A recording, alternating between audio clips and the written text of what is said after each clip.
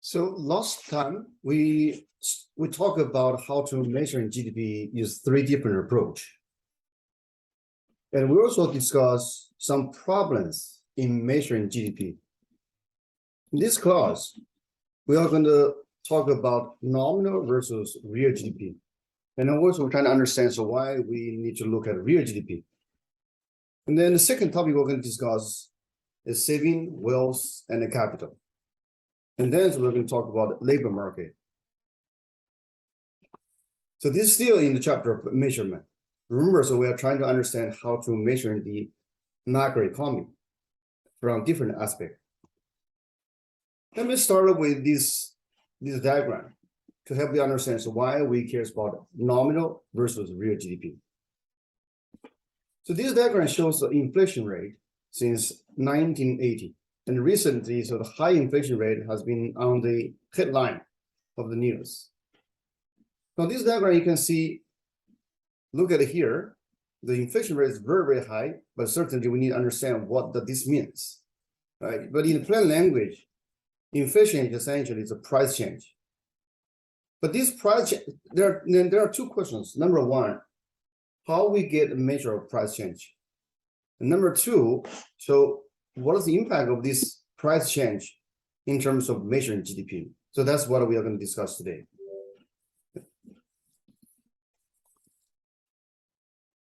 Now, what is nominal versus real GDP and how this related to price index? So nominal GDP essentially is going to measuring the goods and the service at the current price. Let me write down. So nominal GDP. Okay. Nominal GDP is going to measuring the price at the current, it's measuring the output at current price, meaning the price at the current year, right? And then, so the change in terms of nominal GDP is going to measuring the change of goods and the service we produce at two different years, right? But so this difference or this change is going to capture two things. Number one is the amount of goods and service we produce, right? So the amount. And secondly, so this goods and service sold at a different price. So in some sense, the GDP, nominal GDP, particular nominal GDP, is price times quantity, but certainly we take a summation, right? So this is a Greek letter is just used to denote the summation, right? So, but then so if you're going to see a change in this total number, partly coming from Q and partly coming from P.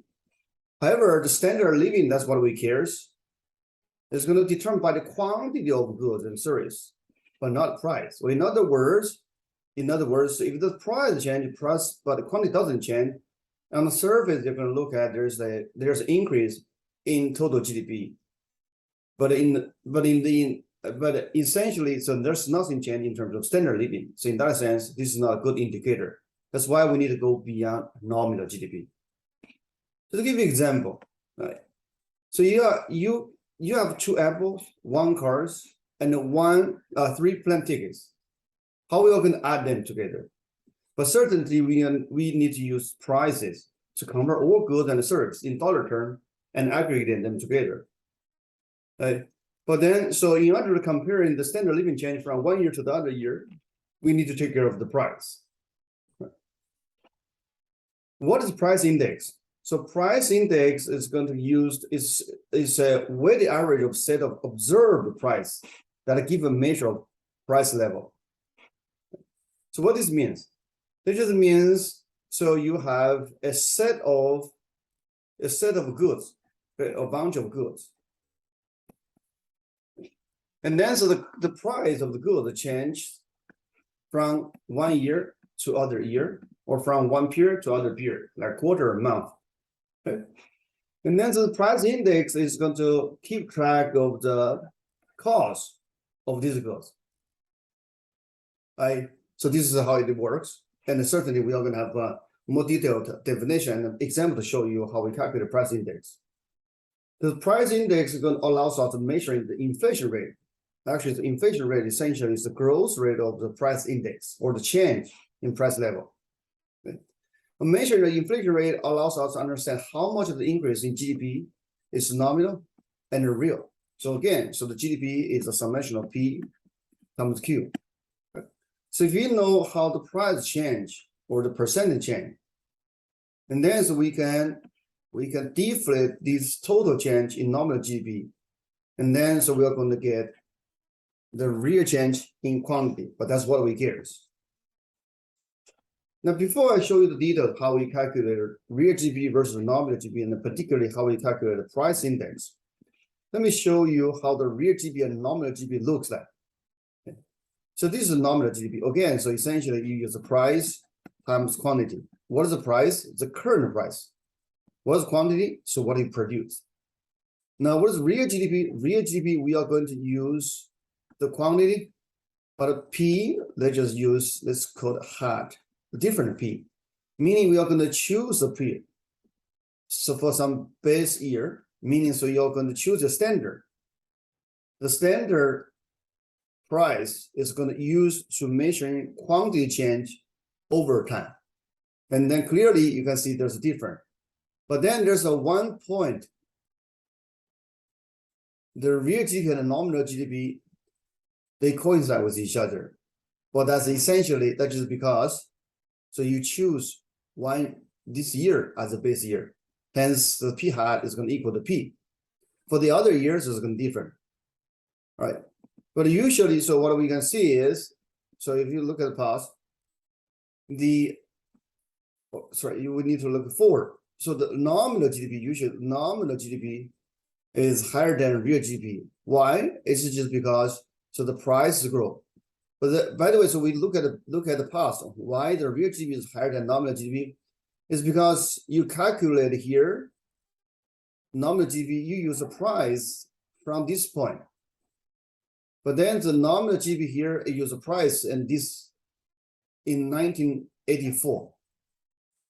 And then so clearly, so the real GDP at this point is going to higher than nominal GDP is because, so the price in 2012 is going to be much higher than 1984. Remember, so nominal GDP, any point you use the price at the current year to calculate nominal GDP.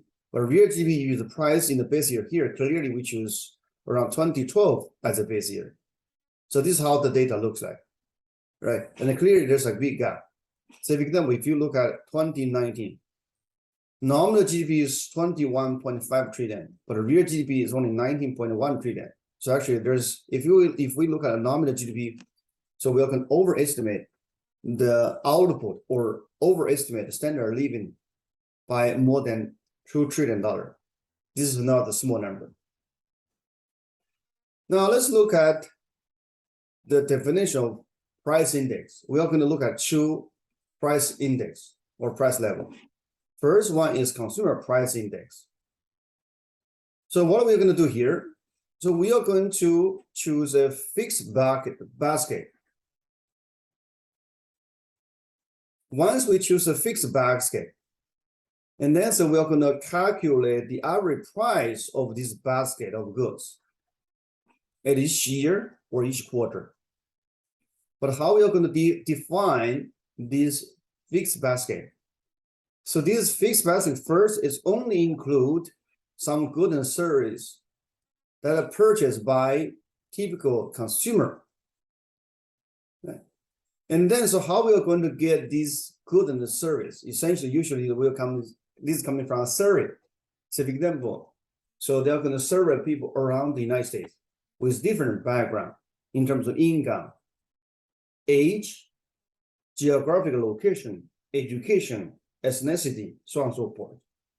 And then so from those data, they're going to estimate the goods and the service a typical American household will consume. And then so they're going to create this fixed basket. So for example, it could be the case, so this basket includes 15% of education, 5% goes to gasoline, or like 15%, another 15% goes to food or beverage, so on and so forth. Right. So now, given this fixed basket, so you're going to calculate the cost of this basket or this quantity at two different points. We have a current year, and then you have a base year. Right? their ratio, and then you normalize by 100. So that's going to give you a price index. We will have an example coming up, right? The other index we look at is implicit GDP price deflector. The only difference between this GDP price deflector and the consumer price index is that consumer price index, you have a fixed basket. This basket doesn't change from year to other year. But I need to be precise. In reality, so the government or the government agency who is responsible to create this index, they may occasionally update this bundle or this basket.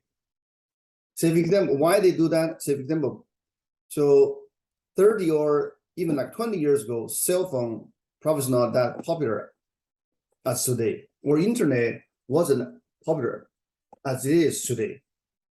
And then so the internet play a much smaller share in a typical American household's consumption bundle. But now it plays a much bigger role. So they must update this change in your consumption habit. Or in other words, so this basket is going to change, but not from 1 year to other year, usually probably like a couple of years. But in general, you can say this consumer price index has a fixed basket. And then the price index essentially is going to keep track the cost of this basket. And secondly, so you're going to calculate the change of this cost of this basket. Now the GDP deflator, so they don't have a fixed basket. This basket changes from year to another year, but what defines this basket? This basket essentially is the all goods and service we produced, or essentially just everything in GDP. So this is implicit GDP deflator. And then to be precise, so GDP deflator is equal to nominal GDP versus real GDP. But what is nominal GDP? Essentially, it's just a market value of the current year quantity at the current price, right? Current price. What is real GDP? It's the current quantity at the base year. So you choose a year and use that price to calculate the value of all the goods and the service you produced. Right?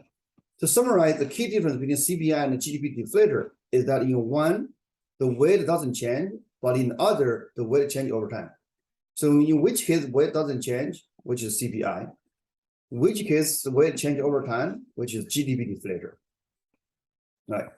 So now we can look at an example.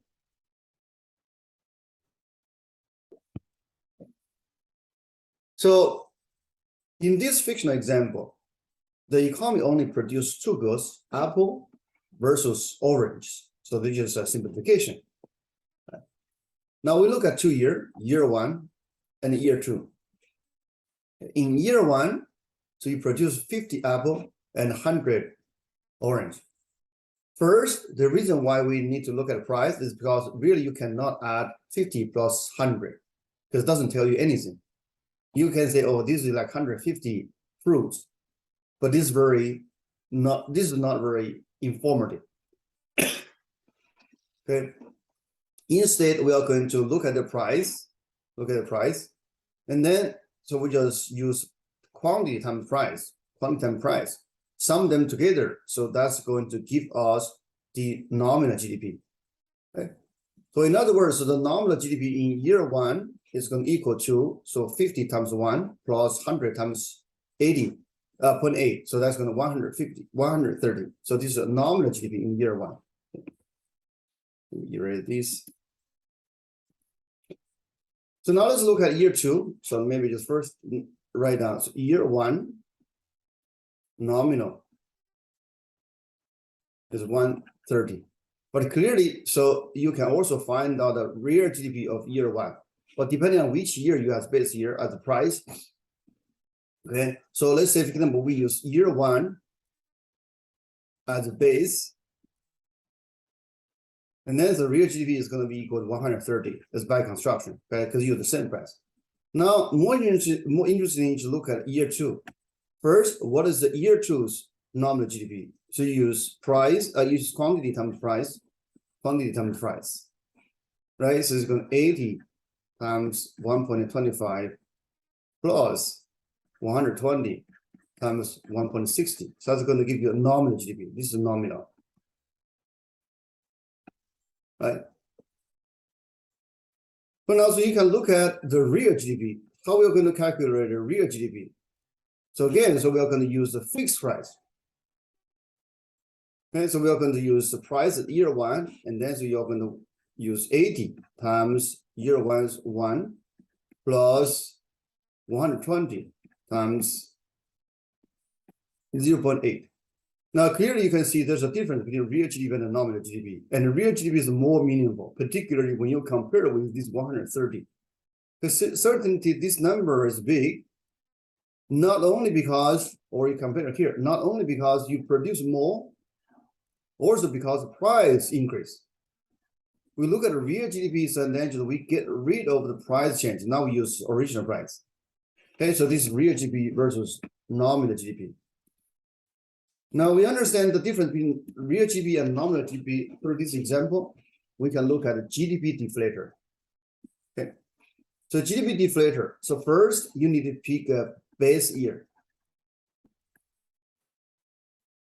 In this calculation, I use year one as a base year, meaning so you always use the price of year one to calculate your price index. Now let's see how this GDP deflator works. First, you look at year one, you're kind of trying to find out index. Okay, so you use the nominal GDP of year one divided by the real GDP of year one. So that's give you an index. Now, similarly, so for year two, so you use nominal GDP. That's what we just calculated. Okay, and then divided by the real GDP of year two. So essentially, so this ratio is going to tell you how much change coming from prices. Okay, so this is nominal. And this is real, right? And then the difference is going to give you the price index. Again, so the price index is how much price change. And remember, so here we use year one as base year. Base year is year one. Okay. As a matter of fact, I will leave that for you. So you can use year two as a base year. And you're going to see the number is going to be slightly different. I can show up here. So we use year one as base year, you get 100, 165, and then percentage change is 65.9. Now, alternatively, you can use year two as the base year. Now, by constructing year two, the price index is going to be 100. And then you calculate year one's price index. And then you compare these two numbers. You get a growth of 71.2. Now we have a challenge or dilemma. So if you use year one as base year, get this number. Year two, get this number. These numbers are not equal to each other. How we are going to report or how we are going to interpret the price change? Then we are going to have a chain weighting rule. So essentially, we're going to take these two numbers and take the average, get this number. Right, so basically, so it's just 68.5 equal to the average of these two numbers. With these two numbers, and then so you can say this is 100 and this is percentage change. Right, so this is GDP deflator, GDP price deflator. To summarize, you use nominal GDP. Let's go back. So you use nominal GDP. So this price deflator. You use nominal divided by real. So that's going to give you the percentage change in terms of price. So essentially, here you have a basket. or a bundle of goods that includes everything you produced in the current year. Right. Now we move to CPI deflator, or the CPI, okay, not deflator, the CPI. Okay, we know CPI. Now, how we are going to calculate price index or consumer price index? First, you need to define a basket. To simplify, let's say I'm going to use this as our basket. Now we are going to calculate year one. Okay, so year one, you use this basket times the current price. Year one times the current price. Okay, so this is a current cost. And then here, so this is the cost at the best year. Okay, by construction, it's going to be 100 because we use year one as year one, we choose as best year. Now we can look at year two. Again, we are going to stick with 50, okay, and 100. But now, first we calculate the cost at the current price, 1.25, 1.6. Now we divide by the cost of the base year, which is 1 and 0.8. Okay, and then so we are going to get 171.2. Now it's interesting to compare. So first, let me erase everything, and then just copy the number from the previous slide. From the previous slides, so what number we get? When we use year one as the base year, and then so we are going to get a price change of 65.9%. Now here, clearly you can have a 71.2. Let me write down 65.9. This is coming from GDP deflator. Okay, but not here, so you have a large number. As a matter of fact, usually so CPI is more volatile, or usually it's overestimate the price change. Now we need to understand why. So the one reason is because, look, so from year one to year two, both price increase. But clearly, so orange becomes way more expensive. And then it's a thing about how individuals are going to respond. Yes, they are going to they're going to adjust their consumption, or they are going to consume less or more. But now because orange becomes more expensive, and usually they're going to substitute cheaper goods for more expensive goods, meaning they are going to, relatively speaking, they are going to increase their apple consumption or reduce the orange. Actually, if you could look at this number, these two. So yes, both increase, but they increase in different magnitude. For orange, increase by 20%. But for apple, 50, 60, 80, so that's going to increase by 60%. Or in other words, when price change, and the consumer is going to adjust their consumption bundle.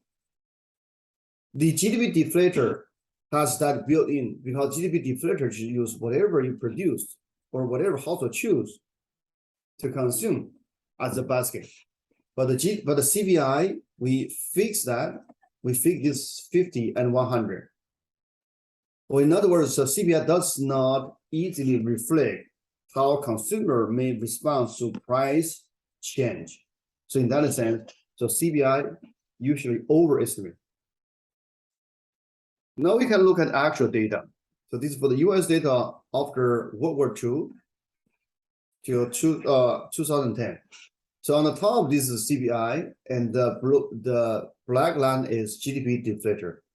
You can see usually, so the CPI is more volatile, or meaning so it fluctuates more. So there's a gap. When it rises more. When it falls more. Why? It's just because so the CPI, so they have a fixed bundle. It's not flexible. But the GDP deflator is flexible. It just use whatever we produce, whatever we consume.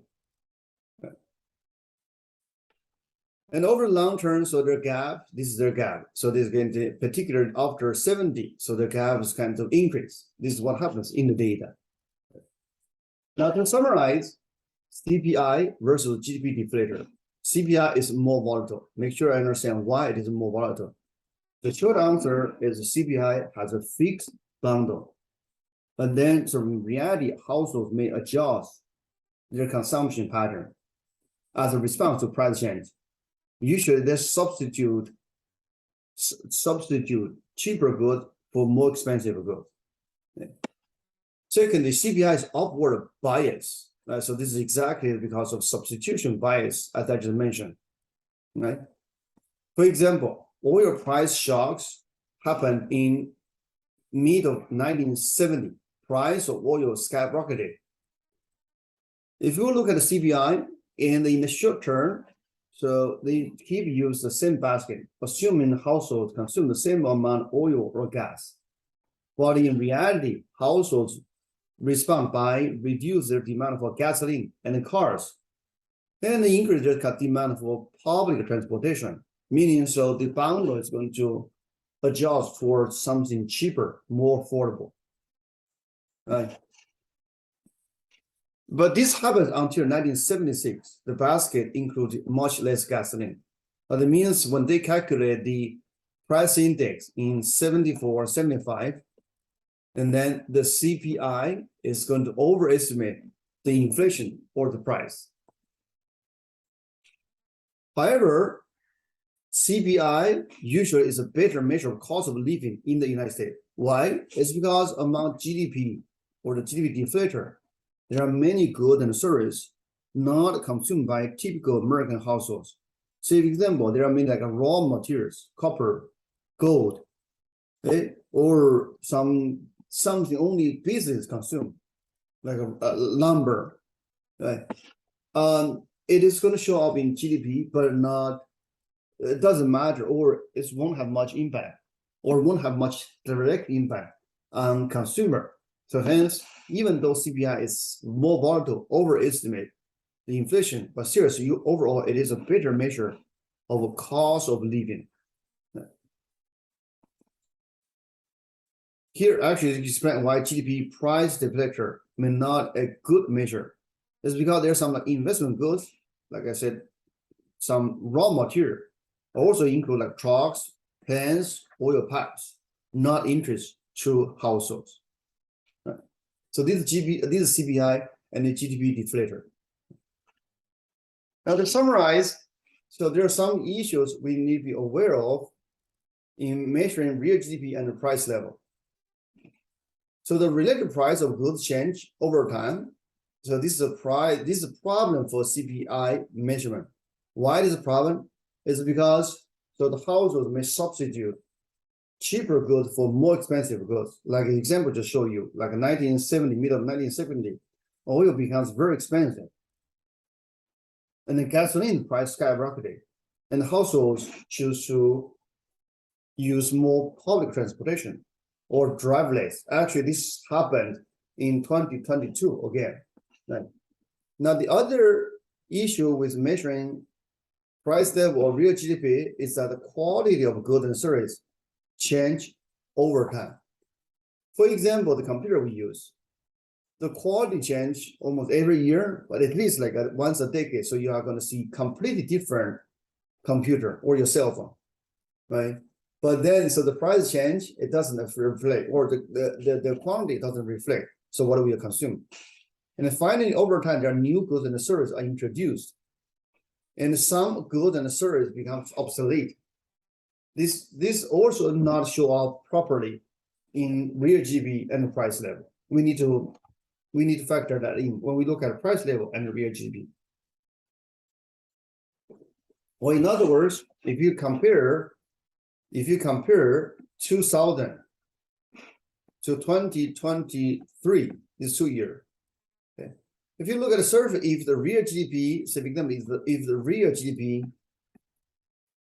okay, say for example, in that year is 50K, now you have a real GDP of 55K.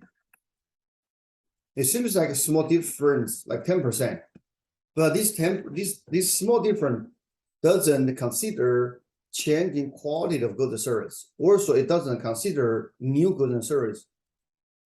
Right, so this is something we need to keep in mind when we use real GDP, so comparing standard living change over time. Right.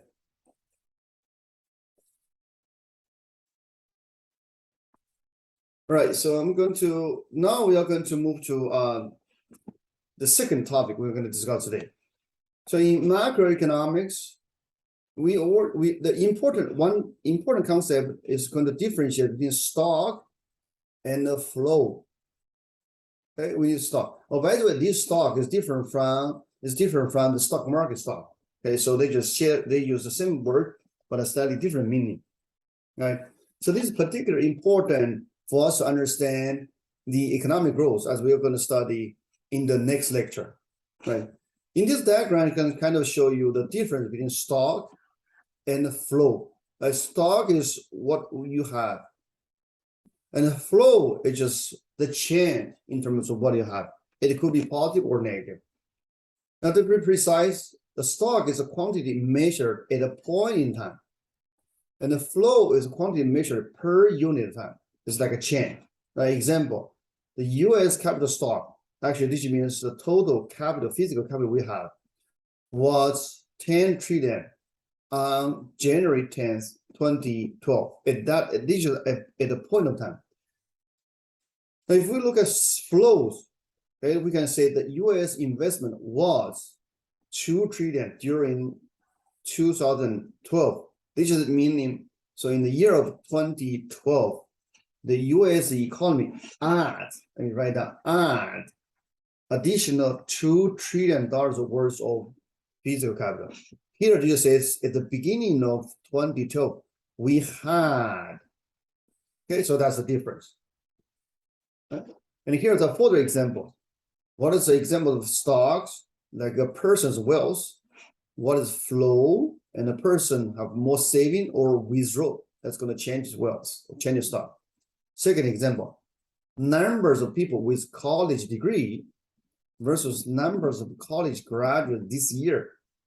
Stocks. Government debt versus government budget deficit.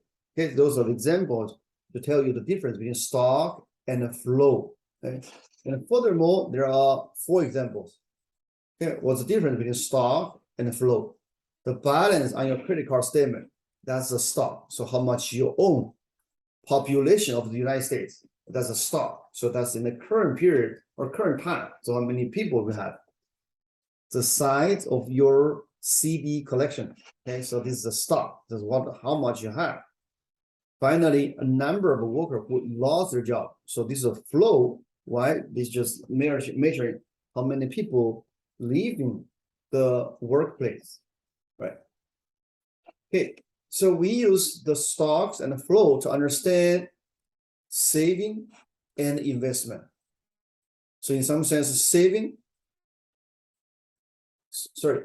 So yeah, to understand total income, right, and versus saving and investment. So saving and investment essentially is a flow, and this is particularly important for us to understand long run growth.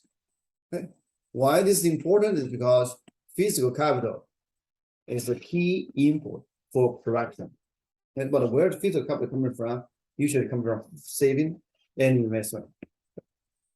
Now let's see how we are going to measure saving and investment. Okay, how their relationship with total GDP. We denote these letters as a private disposable income. Y usually refers to income or GDP. D means disposable. Now Y, this is a GDP. Okay, remember, so we can look at GDP through 3 different angles or approach: income, expenditure, or product. And if we look at income, so hence the GDP is all income received. Okay, and then so what is the relationship between these 2 concepts? So your disposable income equal to your income minus tax. Right, so this is what you can freely use. Okay. Now we look at private sector saving. Okay, so the private sector essentially is households or firms. So their disposable income minus their consumption. Now disposable income equal to Y minus T, right? So this is what they are able to or they are free to use, subtract consumption. Okay, so this is private saving. Now we can look at other side of the economy. So we look at the government. Okay, ASG, G stands for government, A is the saving. Government saving coming from where? Coming from first, they have their, this is government income, right? So they collect tax.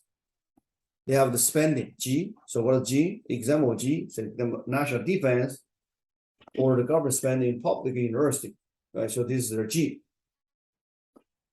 Okay, so saving. But if saving is negative, okay, and then so we're going to call this a deficit. Usually this happens when G spending, you can call this spending, exceeds income. As you have a deficit, but certainly deficit and the saving, they're just two sides of the same coin. All right, so now we can bring them together. The national saving equal to private saving plus government saving. But private saving equal to Y minus T, this gives you total disposable income, subtract consumption. For public saving or government saving, tax minus their spending. And then, so after some simple algebra, we get this Y minus C minus G equal to total saving. All right, so now we end up with the last equation. So we have studied before, right? So if we look at GDP through the lens of expenditure, so you can see, so the GDP is going to have 4 different types of spending: consumption, private consumption, investment, government, net export. Now we are going to plug this equation into this one. Remember where we get this one. This is total saving coming from SP and SG, right? We end up with this one. Now we combine these two, okay? And then so we are going to, so essentially just Y, look at it here, this first 4 term. And then after some algebra, so it's very simple. This cancel each other, this cancel each other. Now we end up with this very important equation. Saving equal to I net export. Right. So let's see. Okay. Saving equal to I into, now let me just copy the previous one. Okay, is equal to I plus, okay, plus net export. Now, why we get this one? So it's because SG equal to negative D, I think. Let me just go back. So make sure, so we copy the right equation, right? So SG equal to negative D. Okay, very good. So SG equal to negative D. Right? So let's go one by one. So if you and the plus, you have S equal to SP plus SG, right? And then so you have equal to SP, right? So by the way, sorry. SP equal to S minus SG, and hence the SP equal to, so S equal to I plus NX plus D. Right. So what this means? This just means, no, so okay, so we understand how we end up with this equation. Okay, so but what this means? So here I want to highlight 2 things. First, for a nation, for a total economy, your saving coming from 2 sources. Number 1, you invest. Okay. And number 2, you have net export. So actually you're saving abroad, right? What that means, you have net export, meaning so you export more to foreigners. And then so you have some foreign reserves, right? And then with foreign reserve, usually you invest in equivalently, you invest in foreign country. Or alternatively, saving is used to finance investment, or you invest abroad. right? So this is one. On the other hand, so if you look at private saving, and the private saving is going to finance for three things. Number one, investment. What is the investment? Again, just think about, so the business has a new building, purchase some new machines to expand their production in the future. So this is important for growth in the long term. And the second source is going to finance the net export. Remember, net export is equivalently you invest abroad. Okay? Now, this is the key thing. The private savings also used to finance government deficit. So what this means, basically, it's a government run deficit. Usually it means it's borrowed from households. So the reason why the government can run a deficit or can spend more than they can earn is because households lend some money to them or squeeze their savings. Okay. Right, but however, this is just a accounting equality. This is accounting equality, right? It is because, so when there's an increase, sometimes there's an increase in deficit. Okay. When I say this is accounting equality, meaning, so if you have to look at this equation mathematically, if you look at this mathematically, if this number increase, to make sure this holds, usually you require this to decrease. But this is not a pure math problem. In reality, it could be the case if you increase the government deficit, it could, at least in the short term, you stimulate the economy, you increase the output or income, and hence you can lead to a rise of private saving. And this usually happens during the economic downturn, like when there's a recession, or even like 2020, 2021, the government runs a huge deficit. But at that point of time, the saving not necessarily drop, or investment not necessarily drop. It's just because the government runs a deficit. It encourage private activity and the GDP grow. Okay, so this equation tells us, right? So again, so you don't need to take this literally. These things are very dynamic. Okay, there are two messages. Number one message is private saving is going to finance the three different sources. This is, or in other words, so this government deficit can potentially have negative impact on private investment or total investment. This is message number one. But message number two is, so this is not always the case. Okay, and then we need to see the actual economic environment. And at some points, the D depend, right? So if we are already in the expansion, the economy is already overheat, the D won't increase. Why? But however, if economy is in a big slump, okay, and then so D deficit is going to encourage economic activity. It's going to help to boost output and income, right? So this is two things regarding to this simple equation. Now we go to the last part of this lecture and this chapter. We are going to look at labor market. We understand how we are going to measuring our labor market. Okay. So we are going to start with an important definition, which is adult population. And actually, this gives us the potential workers, or those are the numbers, or those are the people who matters to labor market. Okay. So how we define adult population or the potential workers? We say everyone in the general population except the following three categories. Children under 16 years, they are not adult population. They are not a potential worker. Second, the active military personnel, they are not potential workers. They are not adult population. One reason we exclude this second category is because if you include them as potential worker or adult population, and then so you can easily manipulate the labor market numbers by, say, for example, you just recruit as many military personnel as much as you can. But does that help the economy? Not really, except in wartime.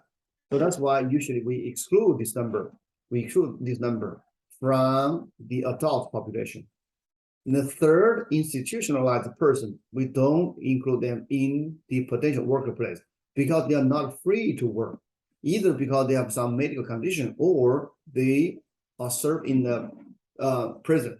Right. So to summarize, so the adult population is a subset of the total population. We exclude people too young to work, people too sick, or legally not allowed to work.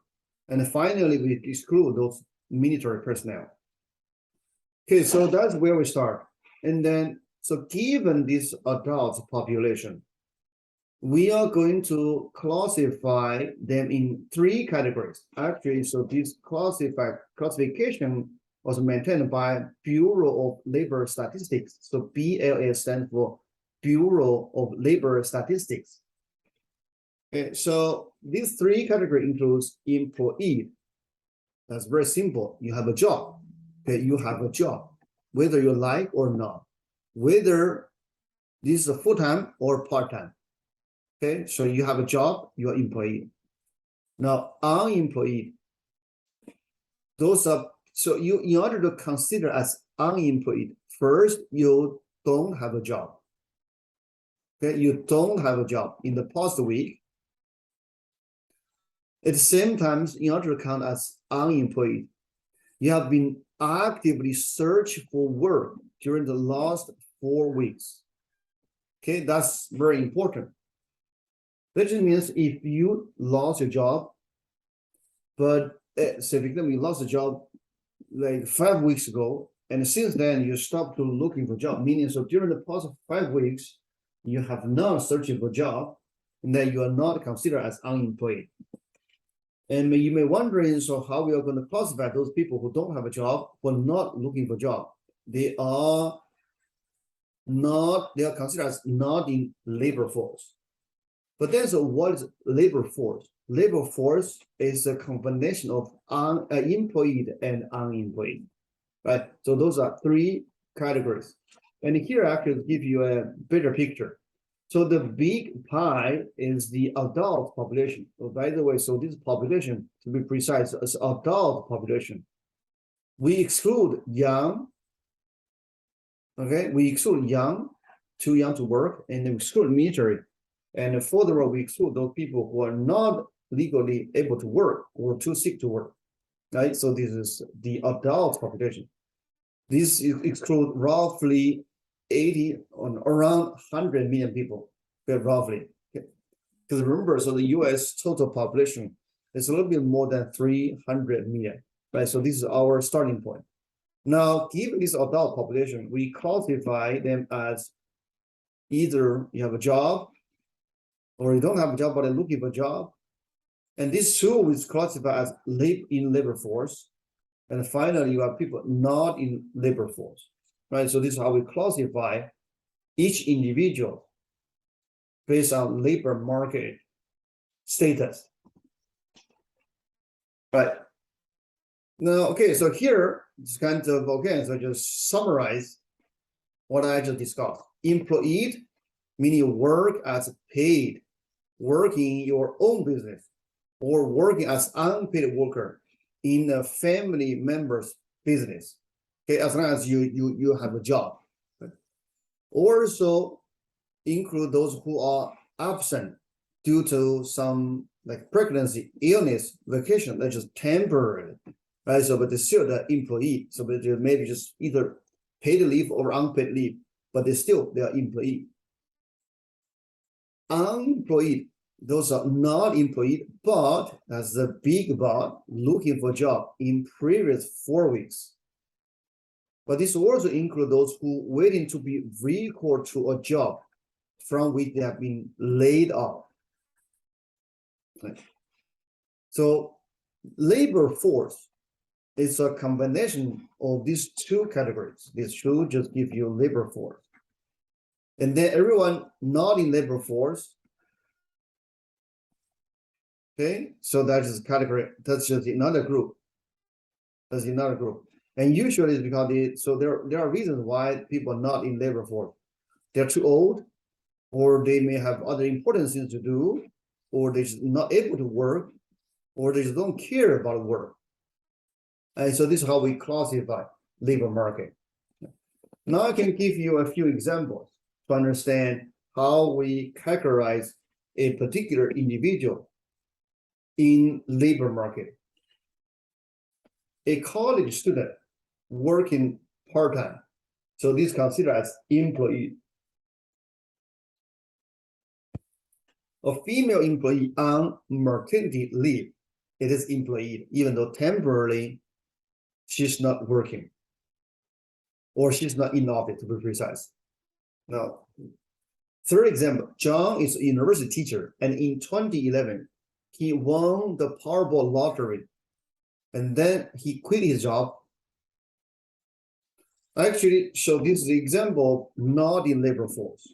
So this guy just too rich to work, or he doesn't care about work anymore, right? Because he has plenty, there's a plenty to spend. Okay, so now it's too rich to work, not in labor force. Next one, Mr. Bad Luck lost his job last week. He's hunting for a new job now. So he's unemployed. Now, final example, Mrs. Bad Luck lost her job last year.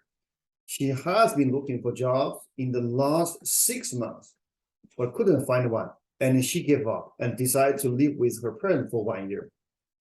So this is the example not in labor force. She quit looking for a job. She's not classified as unemployed anymore.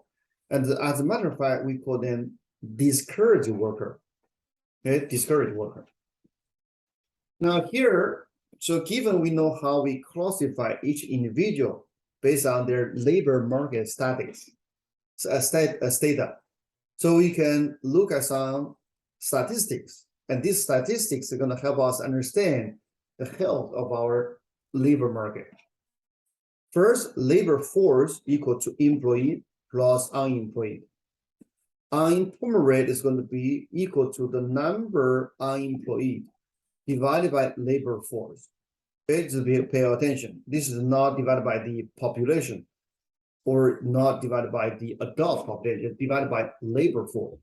Or in other words, unemployment rate is a fraction of the people in the labor force who don't have a job.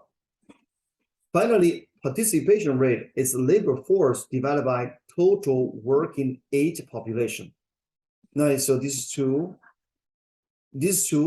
both are important. Both are important. I'm going to give you an example later. So why these two are both important in some sense.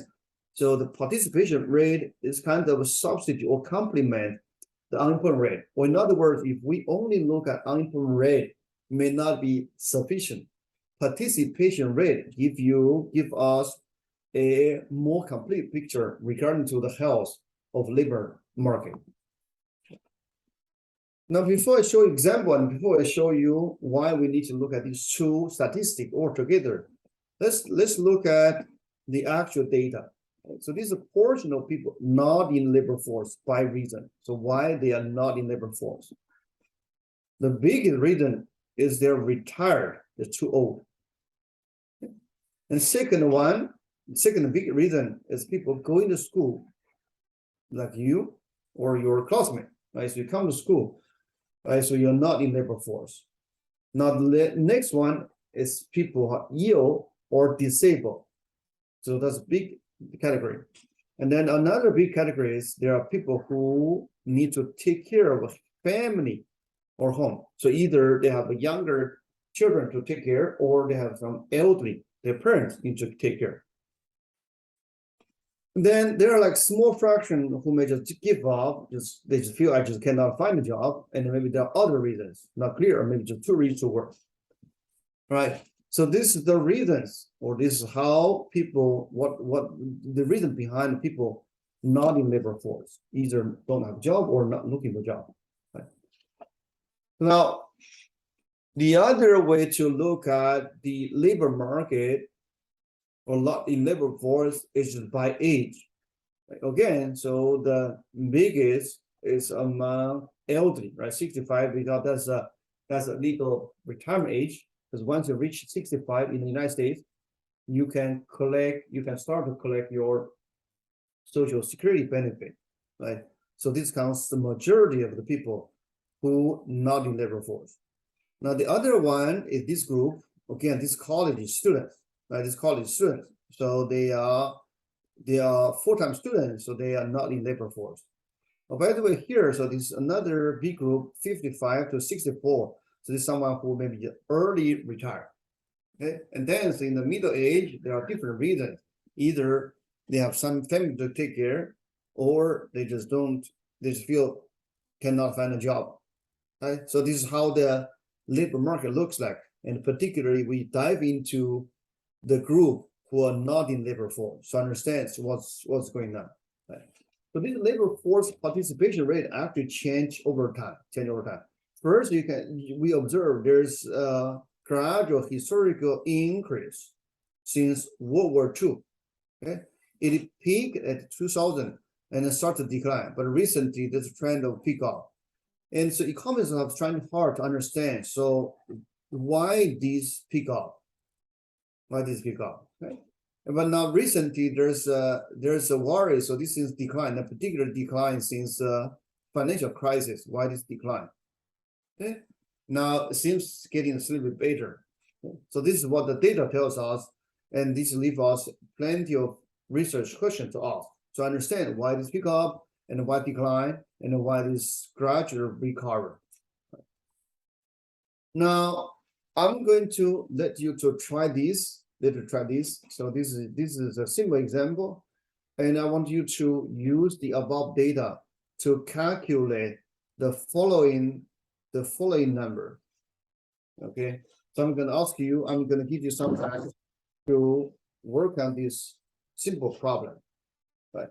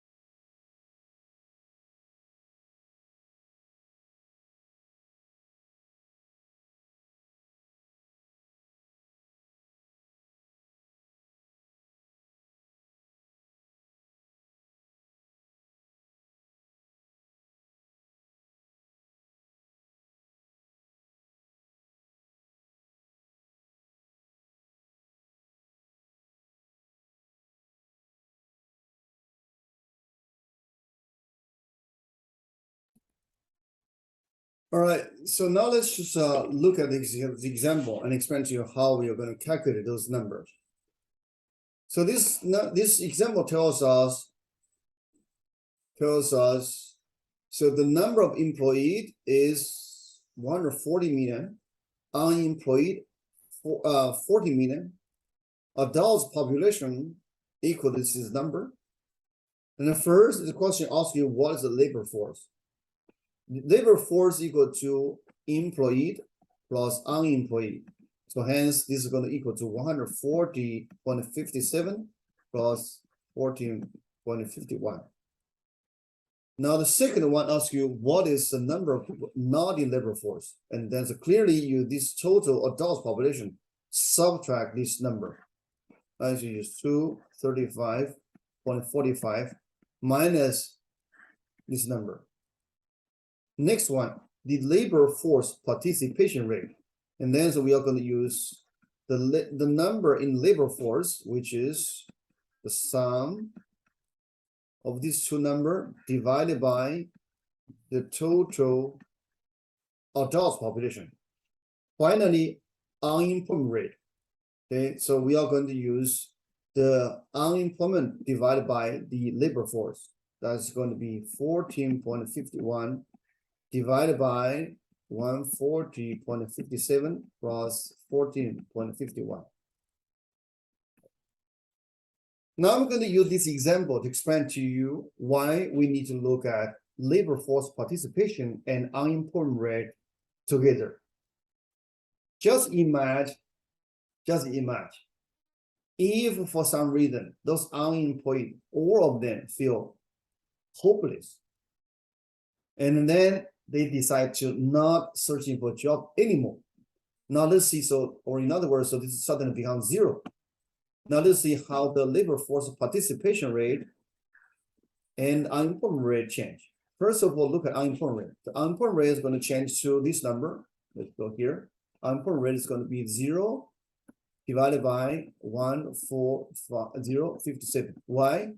Because nobody, so all these unemployed just went to not in labor force. Okay, so that's the total labor force. This is number one. Now let's look at labor force participation rate. It's going to be 140.57 divided by the adult population. So this is a difference, right? So this is labor force. Now, if we only look at unemployment rate, it seems like, okay, so the economy is doing very, very well. By the way, so here, this number is is around 9%. And here, this is clearly 0%. And if you compare this 9% to 0%, you're going to say, wow, so the economy is a miracle. Suddenly, so we reach zero unemployment rate. But is that really the reason to celebrate? No. Actually, so you can see, so the labor force participation rate declines. Right, so yes, you're going to see unemployment rate drop, but at the same time, you have labor force participation rate decline. Why this decline and why this worrisome is because you have more than 40 million people who feel desperate. They could not find a job, and then they decide to leave the labor force. It happens actually. So usually during the deep recession, there are more people feel desperate. They just decide to quit a job. They just probably stay at home and collect some like social insurance benefit. This is not healthy. This is not good. Anyway, so from this example, it just highlights the importance of looking at both indicators instead of only looking at one number. Or in other words, so these two numbers kind of complement with each other, give us a bigger picture or better picture regarding the health of the labor market. So this, by the way, so this is the answer to the previous question. So here I just give you the details, right? So now to finish this lecture, I'm going to give you another case study. Right? So this is about the labor force participation rate change in the United States. So we have seen earlier, maybe just go back to earlier one. Okay, so this is a labor force participation rate for all workers in the United States. After World War II, there's a steady increase. This is for all workers, including both male and female. Now, economists are trying to understand what's going on. And then the first thing they did in this research, they just decompose this labor force participation rate by gender. They look at men versus women. And the interesting what they found is that men's labor force participation rate declined, not too much, but the women's labor force participation rate almost double. So right after World War II is around 33%. Now at the peak time, like 2000, it's almost 60%. Right? And then people trying to find out answers to explain this change. What explains this change in labor force participation rate? There's one paper link the obesity, link this gender wage gap to this labor force participation. Right. First is let's see how we read this table. Okay, so what they found is if we look at 2 years, okay, and similar here, so this depends on the data they have. Right. If you look at married couple, hours work female increase a lot, but for single female, numbers doesn't change much. Now look at it here. So if you look at married couples, for female, the time they spend preparing food, or in general, you can interpret this as housekeeping. So this number declined sharply. Okay, but this is also true for single female. The time declined sharply, but not much change for male. Okay, not much change for male. Right, and then so what's behind this number, or what's the story behind this number? So the possible explanation or the hypothesis is the following: since World War II, because of the closing of gender wage gap, for female to stay at home, the opportunity cost becomes larger and larger. And then so the female was encouraged, or they would themselves feel it's better to go out looking for a job. And then as a compensation, so they are going to reduce their housekeeping time and maybe just buy some pre-packaged food or more pre-processed food. This how this link with obesity, which is because there's like this unintended consequence, as more and more people just use this pre-processed food, or they spend less time to prepare food themselves, and usually that's going to lead this more calorie intake, leads to obesity.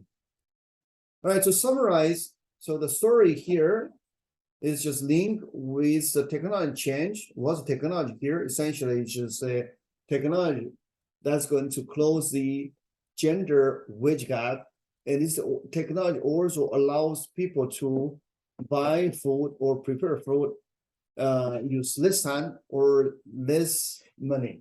And then, so that's going to give women more opportunity to work and to earn money. So that is explained why the labor force participation rate for women increased dramatically.